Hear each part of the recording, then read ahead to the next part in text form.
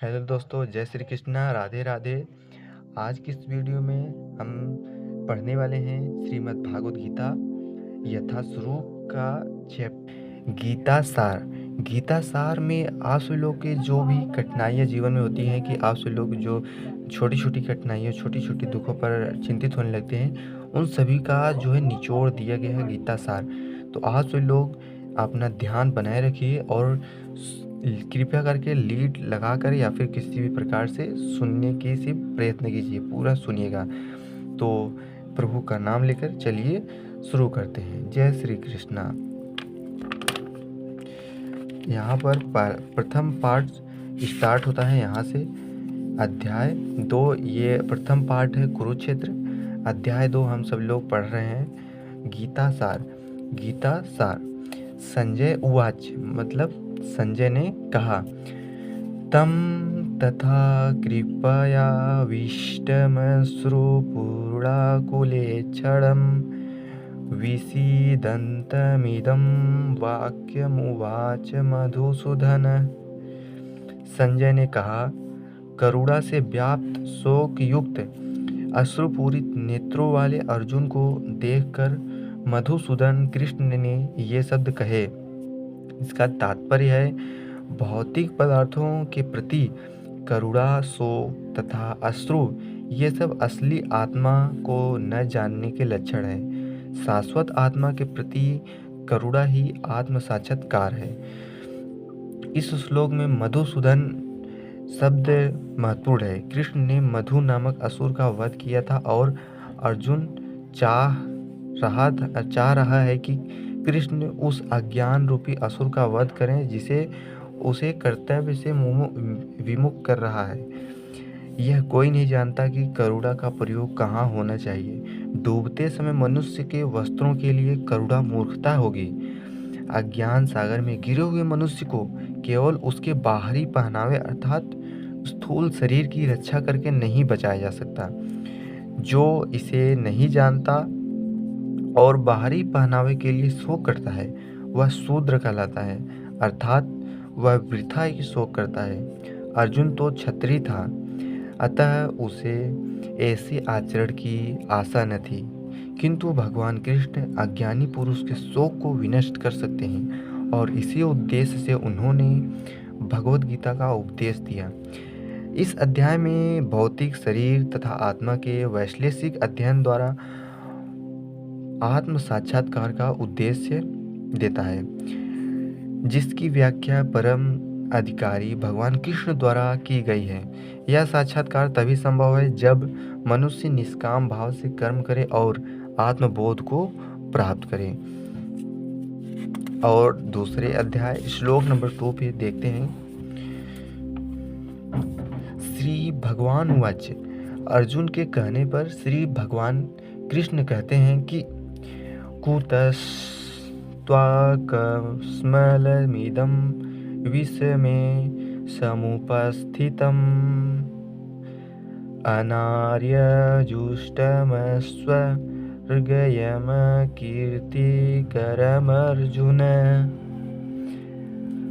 श्री भगवान ने कहा, हे अर्जुन, तुम्हारे मन में यह कलमश आया कैसे? भगवान श्री कृष्ण अर्जुन से प्रश्न करते हैं कि यह तुम्हारे मन में कलमश कैसे आया? यह उस मनुष्य के लिए तनिक भी अनुकूलन नहीं है जो जीवन के मूल्य को जानता हो। इससे उच्च लोक की नहीं अपितु अपयश की प्राप्ति होती है।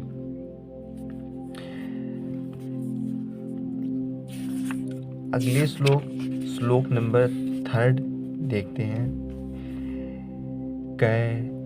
कैव्यमस्मगमः पार्थनेतत्त्वयुपपद्यते क्षुद्रं हृदय दौर्बल्यं त्यक्त्योत्तिष्ठ परन्तप। हे पृथ्वीपुत्र, यह हीन नपुंसकता को प्राप्त मत हो, यह तुम्हें शोभा नहीं देती। हे शत्रुओं के दमन करता, हृदय के शुद्ध दुर्बलता को त्याग कर युद्ध के लिए खड़े हो।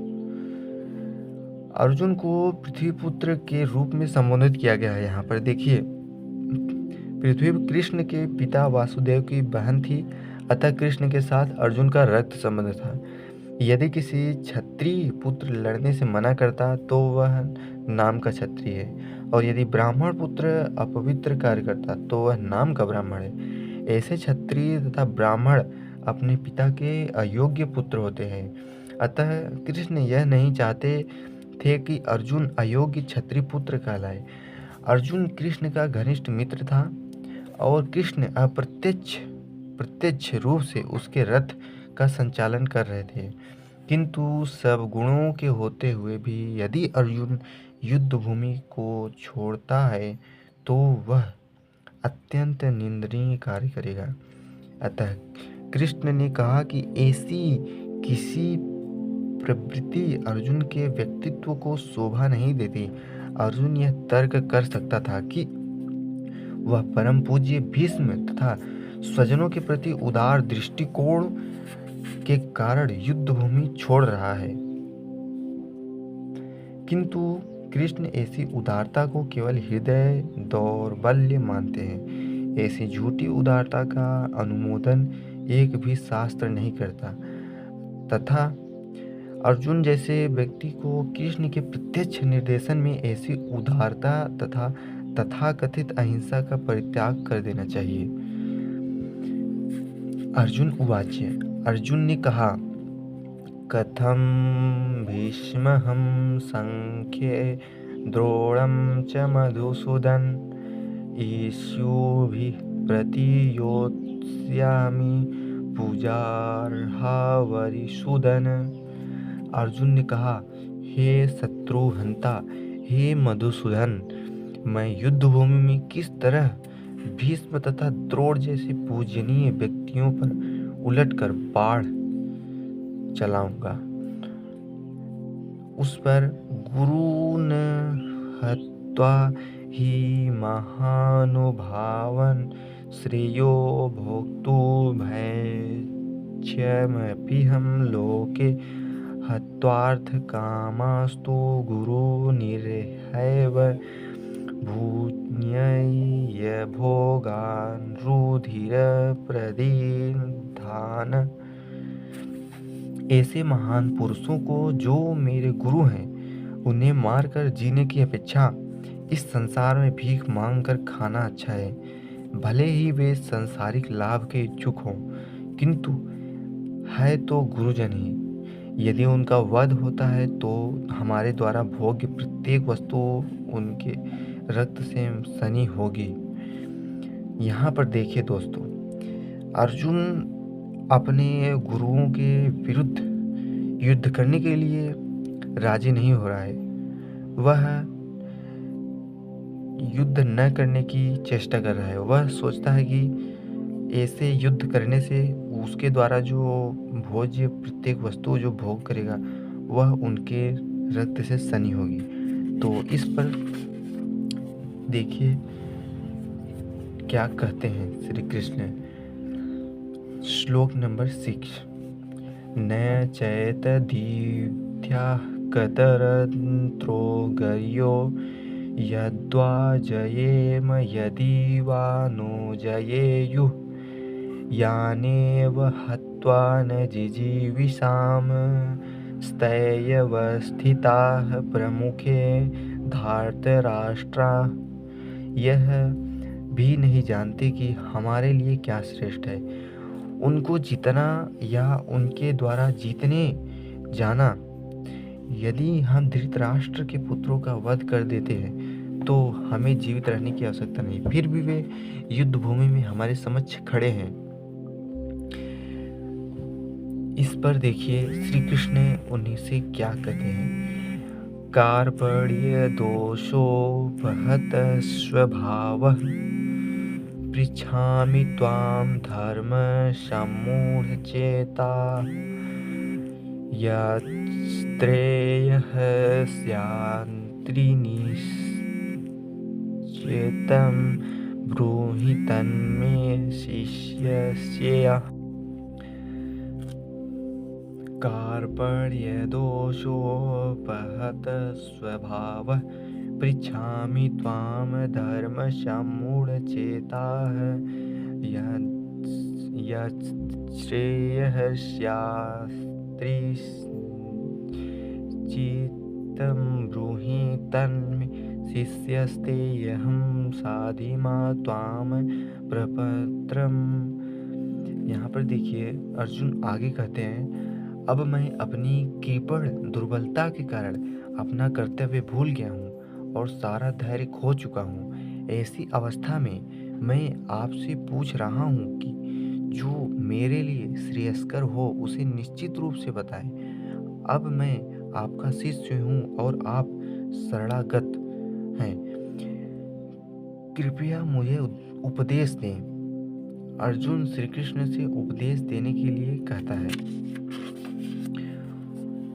और आगे कहता है, न ही प्रपश्यामि ममापनुद्धात यच्छोकमोक्ष्योपशममिन्द्रियाणाम् अवाप्य भूमावसत्पत्नमृद्धं राज्यं सुराणामपि चाधिपत्यम्।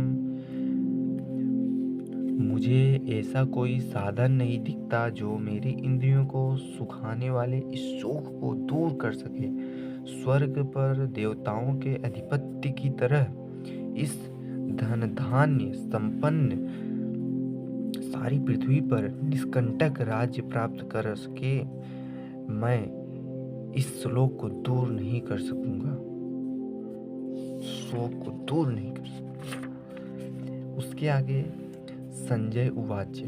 संजय ने कहा, एवमुक्ता हृषीकेशं गुडाकेशः परन्तप न योत्स्य इति गोविन्दमुक्त्वा तूष्णीबभूवः। संजय ने कहा, इस प्रकार कहने के बाद शत्रुओं का दमन करने वाला अर्जुन कृष्ण से बोला, हे गोविंद, मैं युद्ध नहीं करूंगा, और चुप हो गया। यहाँ पर देखिए, आपको मैं बता देना चाहता हूँ कि संजय यहाँ पर कौन है। संजय जब कुरुक्षेत्र में महाभारत का युद्ध चल रहा था तो जो है धनंजय जो थे, उन संजय जो था उसको दिव्य दृष्टि प्राप्त हुई थी। दुर्योधन के पिता धनंजय जो युद्ध अंधे थे, संजय ने अपनी दिव्य दृष्टि से उनको सारी कथाएं, वहां का सारा दृश्य बताया। वही संजय बता रहा था। श्लोक नंबर 10। तमुवाच हृषीकेशः प्रहसन्त्रीव भारत सनेयोरुभयोर्मध्ये विषीदन्तमिदं वचः। हे भारतवंशी धृतराष्ट्र, उस समय दोनों सेनाओं के मध्य शोकमग्न अर्जुन से कृष्ण ने मानो हंसते हुए ये शब्द कहे। 10वें श्लोक में श्री कृष्ण अर्जुन से कहते हैं, इसका तात्पर्य यह हुआ, दो घनिष्ठ मित्रों अर्थात हृषीकेश तथा गुडाकेश की मध्य वार्ता चल रही थी। मित्र के रूप में दोनों का पद समान था, किंतु इनमें से एक स्वेच्छा से दूसरे का शिष्य बन गया। कृष्ण हंस रहे थे क्योंकि उनका मित्र अब उनका शिष्य बन गया था। सबों के स्वामी होने के कारण वे सदैव श्रेष्ठ पद पर रहते हैं, तो भी भगवान अपने भक्त के लिए सखा, पुत्र या प्रेमी बनना स्वीकार करते हैं। किंतु जब उन्हें गुरु रूप में अंगीकार कर लिया गया तो उन्होंने तुरंत गुरु की भूमिका निभाने के लिए शिष्य से गुरु की भांति गंभीरता पूर्वक बातें की, जैसी कि अपेक्षित है। ऐसा प्रतीत होता है कि गुरु तथा शिष्य की यह वार्ता दोनों सेनाओं की उपस्थिति में हुई, जिससे सारे लोग लाभान्वित हुए। अतः भगवद गीता का संवाद किसी एक व्यक्ति, समाज या जाति के लिए नहीं, अपितु सभी के लिए है, और उसे सुनने के लिए शत्रु या मित्र समान रूप से अधिकारी हैं। तो हम लोग थोड़ा थोड़ा करके प्रतिदिन गीता सार का अध्ययन करते रहेंगे।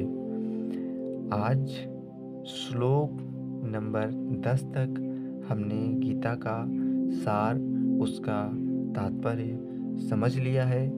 तो आप सभी लोग अपने जीवन में ऐसे इसके जो संदेश हैं उसको अपने जीवन में उतारने की कोशिश कीजिए, जिससे आप सभी लोग को अपने जीवन जीने में आसानी होगी और श्री कृष्ण की भगवत भक्ति में लीन रहिए। कृष्ण भावनामृत की विधियां पालन कीजिए, श्री कृष्ण भावना भावित रहिए और अपने हर एक काम को, अपने हर एक कर्म को कृष्ण भावना भावित रखिए। तो मिलते हैं नेक्स्ट वीडियो में 11वें श्लोक से। जय श्री कृष्णा। राधे राधे।